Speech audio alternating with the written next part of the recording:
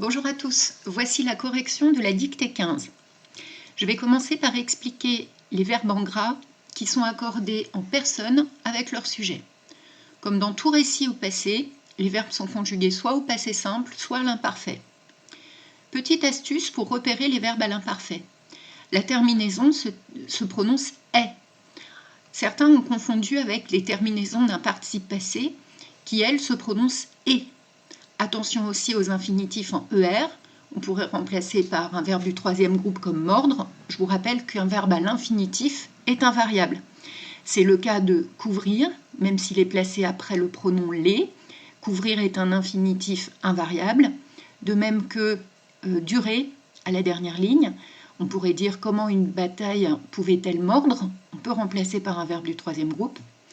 Et puis il y avait également le verbe protéger, qui se trouve ici. Il ne valait plus rien pour les protéger, pour les mordre.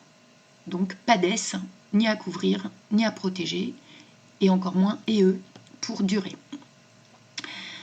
Alors le premier de ces verbes, vir, c'est le verbe voir conjugué au passé simple, thème en i. Son sujet, il au pluriel, entraîne la terminaison irent.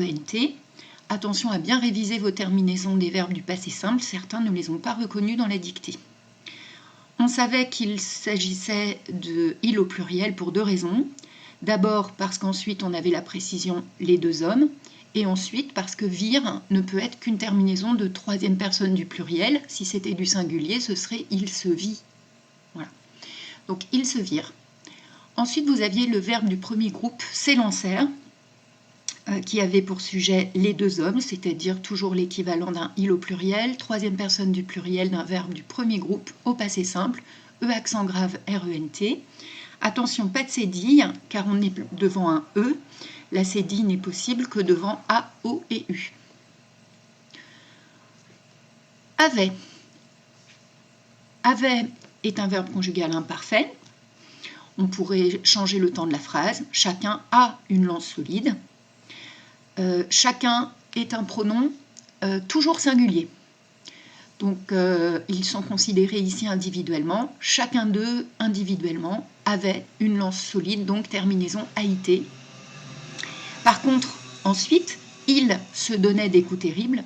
On revient au pluriel, parce que si on met au singulier, il se donnait des coups terribles, ça veut dire que chacun se donne à lui-même des coups terribles, ce qui n'est pas le but. Le but, c'est de s'en prendre à l'adversaire et pas à soi-même. Donc, il n'y avait que le « il » au pluriel de possible. Et on était toujours sur un imparfait, cette fois-ci, troisième personne du pluriel, AIENT. Les lances rompues furent vite en morceaux. On pourrait enlever rompu. Rompu n'est pas un mot essentiel à la phrase, c'est ici un simple adjectif ou participe passé employé sans auxiliaire comme un adjectif.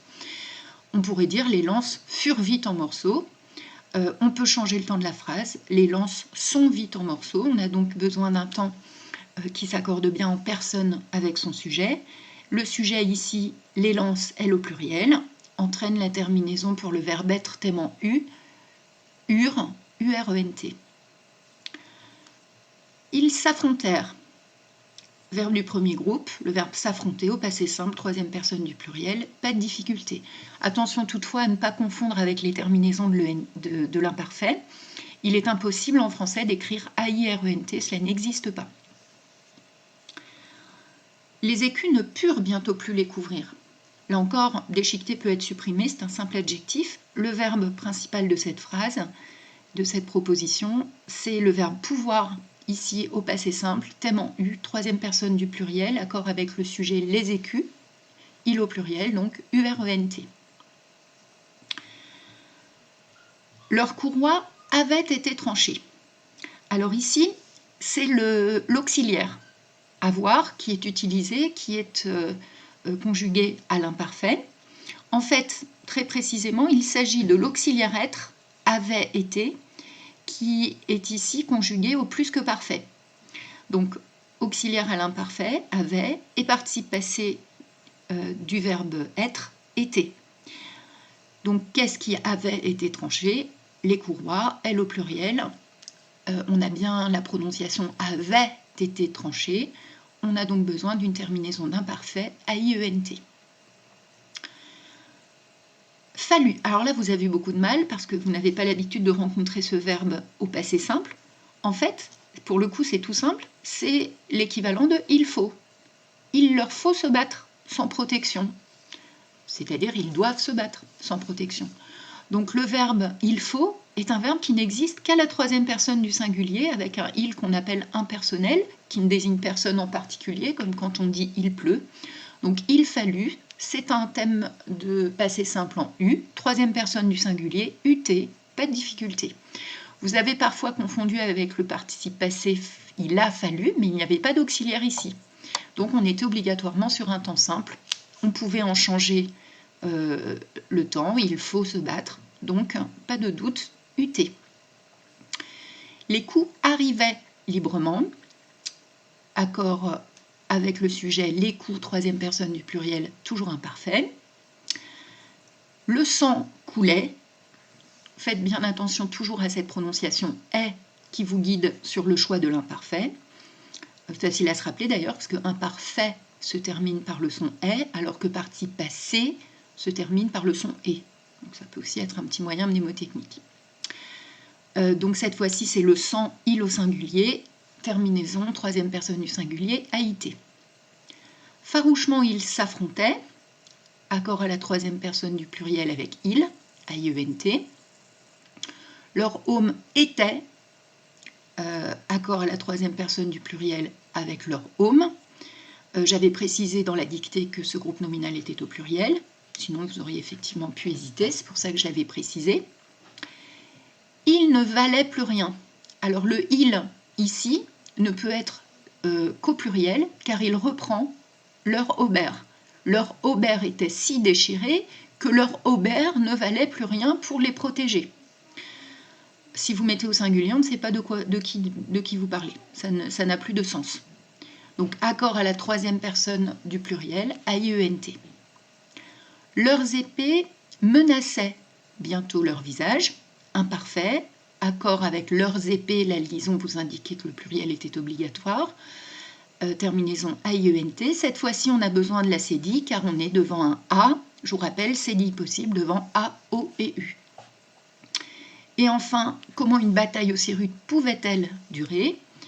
Le L est forcément singulier puisqu'il désigne une bataille.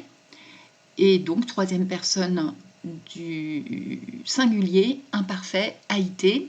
On n'oublie pas le trait d'union, car on a une inversion sujet-verbe. Pas besoin de rajouter de T pour la liaison, le T est déjà présent dans la terminaison. Voilà pour les verbes conjugués à un mode personnel, indicatif, qui s'accordaient en personne avec leur sujet. À présent, les adjectifs. Les adjectifs, eux, suivent une règle d'accord différente. Ils s'accordent en genre et en nombre avec le nom ou le pronom auquel ils se rapportent. À chaque fois, on va poser la question « qui est-ce qui est animé ? Qui est-ce qui est mortel ? Ou qu'est-ce qui est mortel ? Qu'est-ce qui est solide ? Qu'est-ce qui est rompu ? Qu'est-ce qui est terrible ? Etc. On pourrait aussi poser la question d'une autre manière en disant « comment sont les deux hommes ? Ils sont animés. Comment est la haine ? Elle est mortelle. Comment est la lance ? Elle est solide. » Alors c'est parti. Qui est-ce qui est animé d'une haine mortelle? Les deux hommes, donc masculin pluriel et S. Qu'est-ce qui est mortel? La haine, féminin singulier. Attention, on double la consonne, ce qui donne E2LE. Qu'est-ce qui est solide? La lance, féminin singulier. Qu'est-ce qui est terrible? Les coups, masculin pluriel. C'est un adjectif épicène qui prend un E même au masculin, et le S de pluriel. Qu'est-ce qui est rompu? Les lances, féminin pluriel, donc ES. Qu'est-ce qui est déchiqueté? Les écus, masculin pluriel. Qu'est-ce qui a été tranché? Qu'est-ce qui est tranché? Les courroies, féminin pluriel, et ES. Attention, le participe passé été ici reste sans aucun accord, car lui est employé avec l'auxiliaire avoir. Par contre, tranché est utilisé avec l'auxiliaire être conjugué au plus que parfait, donc lui peut s'accorder. Qu'est-ce qui est tranché? Les courroies. Qu'est-ce qui est solide? Eh bien, c'est le il au pluriel, les deux chevaliers. Les deux chevaliers, ils sont solides. ils sont solides comme des rocs.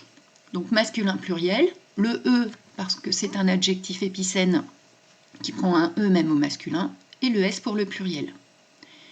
Qu'est-ce qui est cabossé? Les hommes, masculin pluriel, et S. Attention, tout fonctionne ici comme un adverbe, il signifie complètement. Ils sont complètement cabossés. Du coup, il est invariable et s'écrit TOUT. Qu'est-ce qui est déchiré? Les haubers, masculin pluriel, et S. Qu'est-ce qui est rude? La bataille, féminin singulier. Donc voilà pour les adjectifs.